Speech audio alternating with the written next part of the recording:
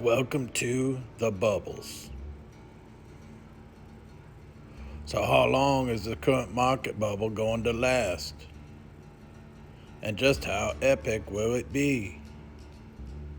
Well, it's already surpassed epic. Well, all the market bubbles in history started out with a long, methodical stretch, then a stampede up the ramp into the cattle car for that one-way ride to the bottom. Again, it takes time and several degrees of subtlety before the easy grazing of evergreener pastures lures everyone into its greed, at which point it's just a massive vortex sucking in every penny from everyone, until everything is so astronomically weighted that fissures begin to form under the unsustainable, insatiable pressures. Once the collapse is well underway, all that exuberance is contorted to fear and dread, followed by wailing in the streets of how something like this could happen so fast and so catastrophic. Then all the sheep are left wandering without the directional urging of their financial shepherd's staff, alone, afraid, and with nothing. When people ignore history, it is doomed to repeat itself. Especially the mega bubbles. They only last a year or two. Straight up, like we've seen, is always followed by straight down. All these market euphorians believe that the Federal Reserve will cause permanent anti-gravity in the markets, while those folks have something to learn of physics and something to learn of their limitations. So how far are you going to make it across the surface of the bubble before the pop? You don't have to be a genius investor to take a 5-minute look into history. The 2-minute warning has sounded in the fourth quarter. Will there be overtime?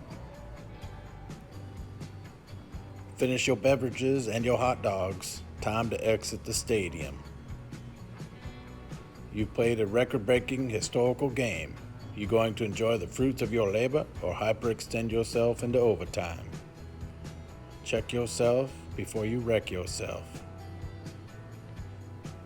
There's some fabulous documentaries out there dealing with financial crisis over the last 100 years and beyond. No one knew exactly what was going to bring about the crashes. Most were too focused on the possibilities and the positivities. Of course, a few saw it coming, but no one ever listens to those crackpots. Not when you're adrift on the seas of euphoria. None want to face the possibilities in the deserts of despair.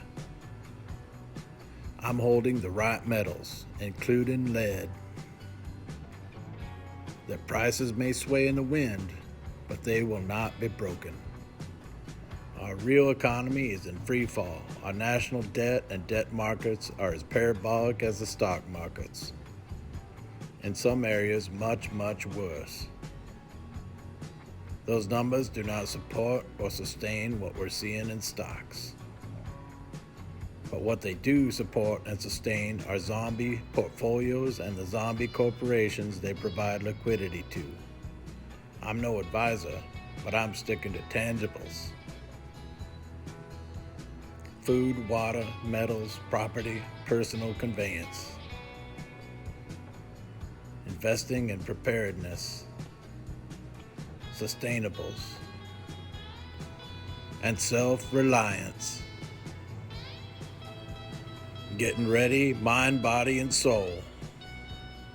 Prepping for a most uncertain future and an unreliable government with an unsustainable debt. Will you be ready? Find your way through prayer, wisdom, and love. Thanks for watching.